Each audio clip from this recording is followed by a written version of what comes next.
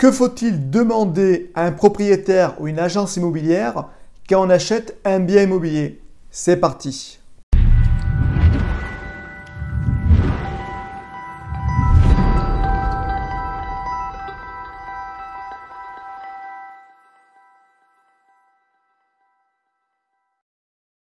Alors, si tu ne connais pas, je m'appelle Stéphane, j'habite à Lyon, je vis entièrement de l'immobilier, donc pas de formation, pas de coaching, tout ça, c'est vraiment mes rentes immobilières.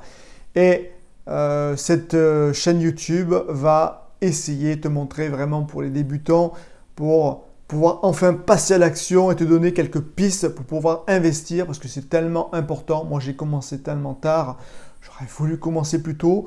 Je n'ai pas commencé plus tôt, mais c'est pas grave.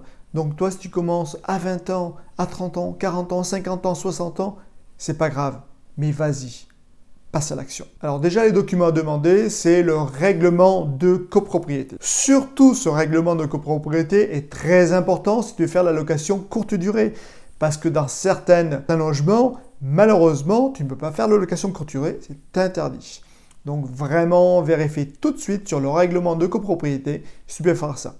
Aussi pareil, après tout ce qui est, tu veux faire une colocation. Alors je ne vais pas dire ça interdit, mais il y a des petits trucs. Donc là, il faudra que tu fasses un bail commun. Voilà, il y a tout un truc. Donc le règlement de copropriété, c'est un sacré paquet, mais c'est très important de le lire. Autre document à demander, les comptes rendus d'assemblée générale, au moins les 3 derniers. C'est ce gros pataquès là où au début, c'est vrai, il n'y a pas grand chose d'intéressant. C'est voilà, les élections, désignation du syndic, etc., etc. Donc là, bon, voilà, passons, c'est pas kiffant. Mais par contre, après, il commence à avoir des trucs très intéressants, genre des travaux. Ah, travaux qui étaient votés. Ou alors peut-être des soucis dans la copropriété, quelqu'un qui n'a pas payé.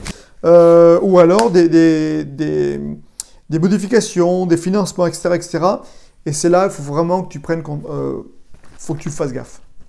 Avec ces comptes rendus d'Assemblée Générale, tu peux voir aussi l'évolution sur 3 ans. Est-ce que c'est vraiment suivi? Donc la plupart du temps, les gens sont absents. Hein, voilà, parce que c'est tellement gonflant.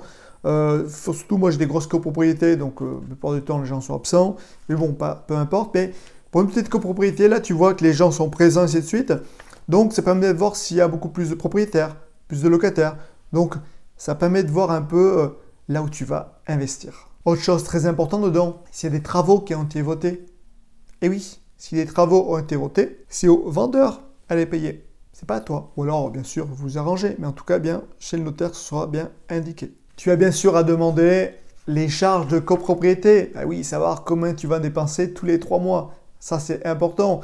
Alors, l'agence, normalement, a cette information-là, le propriétaire aussi, mais ils peuvent un peu, voilà, planter. Mais demande la feuille, une copie, et tu vois tout de suite le prix. Tu divises par 3 et tu sais, chaque mois, il va falloir que tu payes ça. Une petite astuce. Quand tu as ce document-là, tu as le nom du syndic. Et un petit truc, si tu as envie de te renseigner un peu plus parce que tu as des questions un peu particulières où le propriétaire et l'agent immobilier n'auraient peut-être pas eu l'information, tu appelles ton syndic, enfin pas ton syndic, ton futur syndic, si tu achètes le bien, et tu demandes le président du conseil syndical. C'est une personne qui est vraiment impliquée dans la copropriété et lui par contre il va vraiment savoir un peu toute la vie de la copropriété. Je ne vais pas dire c'est une mégère, voilà, mais en tout cas, il connaît bien dedans, il est quand même bien impliqué. Donc, si tu veux vraiment des renseignements assez précis, essaye de voir avec le syndic qui te donne le nom du président du conseil syndical. Et là, tu l'appelles et tu vois avec lui les questions que tu lui posées. C'est peut être très intéressant sur des trucs un peu particuliers. Après aussi, autre document, les diagnostics techniques.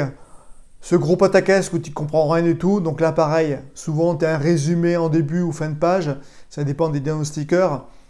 Et là tu vois un peu qu'est-ce qui va, qu'est-ce qui ne va pas. Alors, juste un truc, ne t'inquiète pas, à chaque fois tu as des anomalies électriques, ainsi de suite. La plupart du temps, c'est rien du tout. C'est rien, il n'y a pas de gros trucs, ainsi de suite. Il ne faut pas dire, oh là là, ça y est, j'ai un défaut, c'est la galère. Non, non. Des fois, c'est juste un cache qui manquait, ainsi de suite. Par contre, vérifie bien que si des fois, ce n'est pas des problèmes majeurs, où là, par contre, bah, il faudra peut-être voir aussi dans la négociation en disant bah oui, mais il faut que je refasse l'électricité, ou alors il faut que je refasse ça parce que c'est pas aux normes, etc., etc. Donc c'est vrai, c'est un gros paquet à lire, mais tu verras, il y a un sommaire et ça permet de voir vite fait les problèmes ou pas. Après aussi, il y a un super document, la taxe foncière. Eh oui, cette fameuse taxe foncière, pour l'instant, on la paye encore, on verra. Mais voilà, avoir ce prix-là, parce que bien sûr, ça va t'enlever des sous. Ah, si quand même je rajoute un petit quelque chose pour les diagnostics techniques, tu as quand même quelque chose de très important, c'est la loi Carrez. Et oui, parce que la personne qui dit oui, voilà, j'ai un 30 mètres carrés, mais loi Carrez 18. Oui, c'est tout simplement parce que la loi Carrez ne prend pas les hauteurs en dessous de 1,80 m. Donc des fois, s'il y a un peu une pente, ben, tout ce qui est en dessous de 1,80 m, ce n'est pas pris au sol. Donc des fois, ça pourrait réduire. Donc le prix d'achat n'est pas du tout pareil, parce que tu payes des lois Carrez. Tu ne payes pas la surface au sol. Hein. Si c'est une pente comme ça, voilà, enfin, il n'y aura pas beaucoup de surface. Donc attention à ça, bien vérifier cette information-là, et tout simplement parce que tu achètes des mètres carrés. Hein.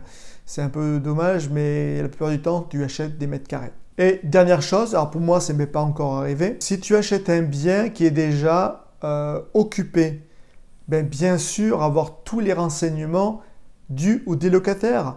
Le bail, les garants, les dépôts de garantie. Vraiment, tout ça, c'est hyper important parce que quand tu vas acheter, ça sera ton locataire. Donc, si tu n'as pas tous ces documents-là, genre un dépôt de garantie, ben, tu n'as plus rien. Important. J'espère que cette vidéo t'a plu et moi, je te dis à bientôt pour une prochaine vidéo. Salut!